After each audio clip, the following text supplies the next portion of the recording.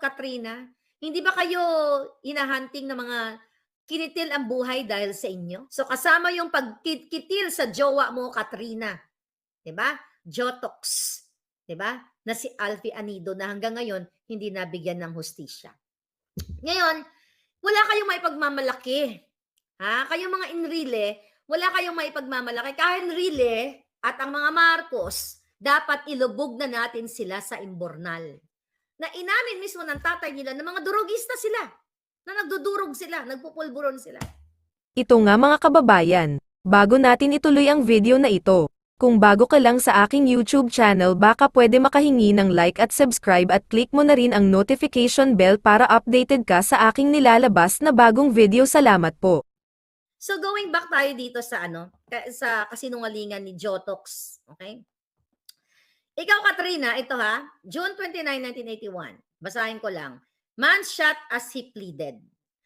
Okay, Manila, June 28, a soldier assigned as a bodyguard to the son of the Philippine Defense Minister Juan Ponce Enrile shot a Filipino businessman said to have been on his knees pleading for his life. Press report said today. Okay? Imagine mo.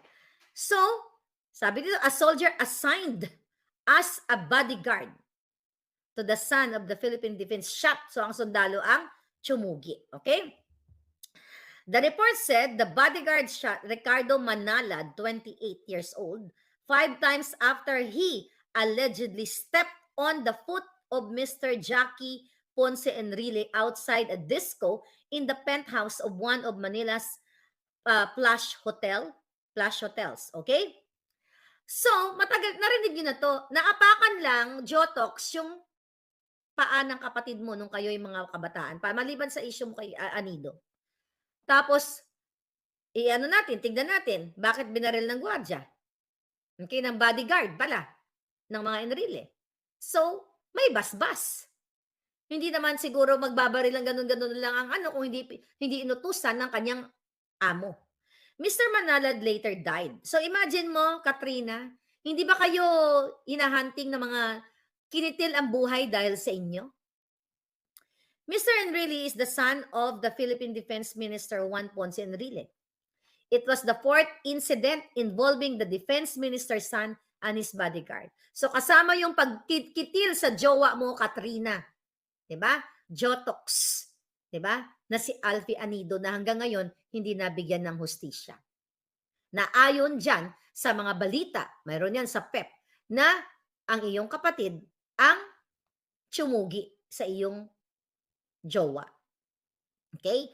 Last year report said a similar group headed by the young Enrile, ito ngayong Jack, broke into a party and in September his bodyguards were tagged by the suburban police as the suspected killers of 2 Philippine Navy men who encountered the group in the car park of Manila's nightclub. Nung unang panahon kasi, may nagchika sa akin, nakataga dito na yaman-yamanan din sa Los Angeles. Nung mga panahon pa lang yun, nung bata pa, yung kayo, Jotox, siga-sigaan talaga kayo, kinatatakutan kayo ng tao. Ito yung during martial law, right?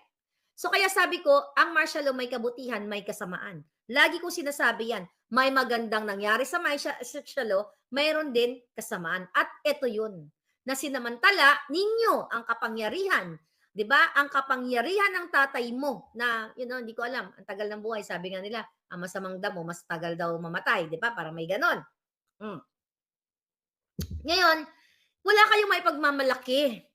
Ha? Kayong mga Enrile, wala kayong maipagmamalaki. Kahit na punuin mo ng Jotox yung mukha mo, magpakalat ka ng kasinungalingan na si Maharlika, si Sas ay bayad ng China, ulit, you have the capacity na mag-imbestiga o kasuhan o idalagay mo dito sa Amerika na sasabihin mo ako ay nakikipag-traitor sa aking bayan, na ako ay bayad ng China, dalhin nyo.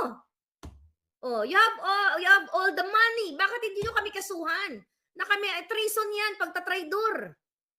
O, di ba? Yan ang pagkakataon ninyo.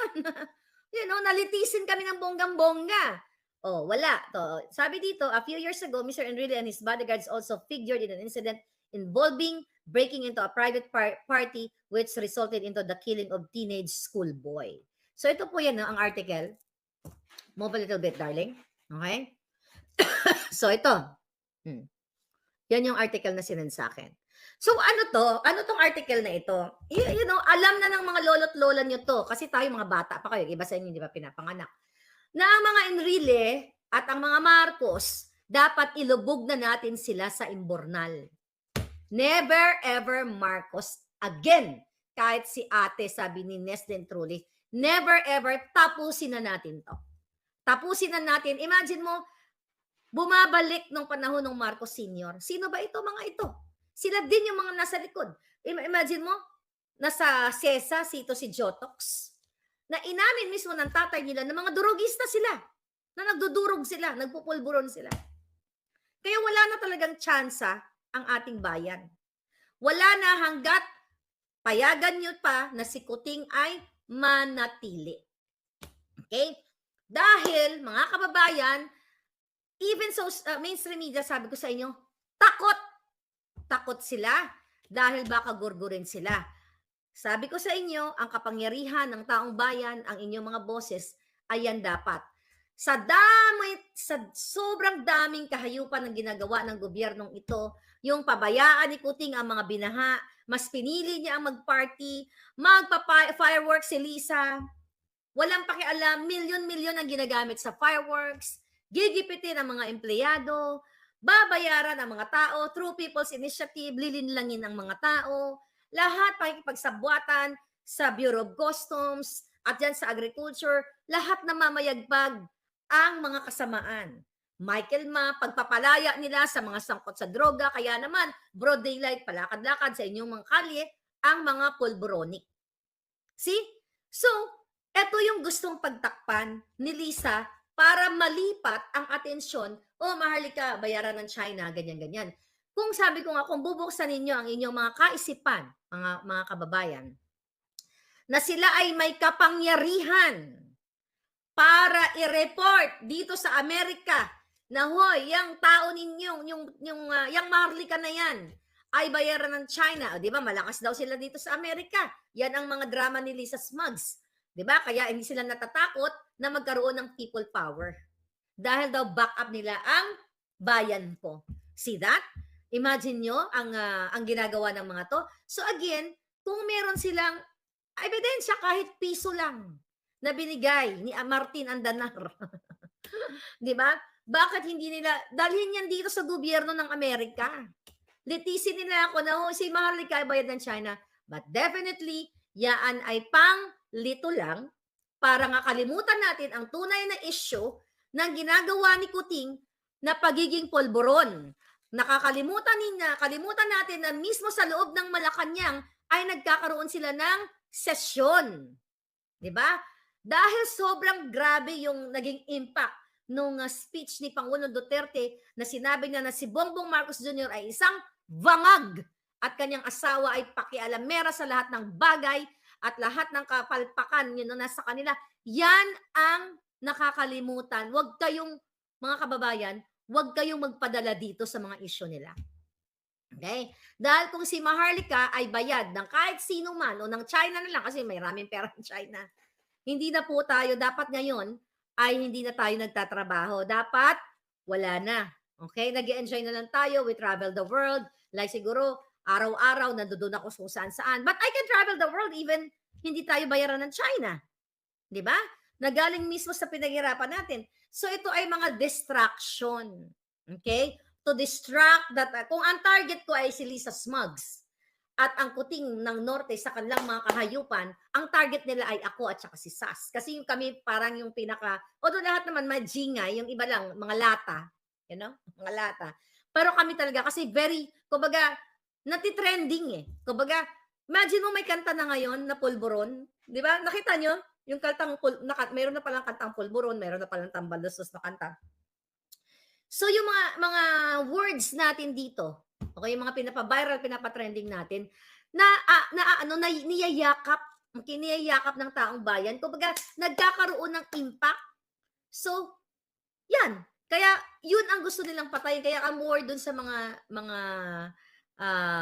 ano na yun, mga banda na yun. Taga Davao yata, mga Bisaya, kaya yata yun, ano? Yung mga kumanta ng pulburon. baka patayin yung mga, gurgurin yung kanilang mga Facebook page or ano man yung mga platform nila. Kasi ayaw ni Lisa at ni Kuting yan. So gagawin at gagawin nila lahat para ma-shut down ang mga bunganga natin. Not only that, ma-shut down ang ating mga Facebook page at inumpisa na nila nga sa akin imagine mo, 2 Facebook page o natuwa naman ang mga hitad, di ba? Ay, wala ng Facebook si Maharlika, hindi na siya magsasalita. Buhay pa rin naman ako ngayon. Di ba? Buhay pa rin naman ako ngayon. Sabi ko nga, ang bunganga ko, para siyang agos mula sa Maria Cristina Falls. May tubig pa ba doon? O mula sa falls, na kahit pasakan mo ng basahan, pasakan mo kung anong pasakan, kakawala at kakawala ang bunganga ni Maharlika. Maaampat mo lang ang bunganga ni Maharlika kapag ginurgur ni Lisa. Pero hindi natin sila hayaang magpapagurgur tayo sa mga hinayupak na ito.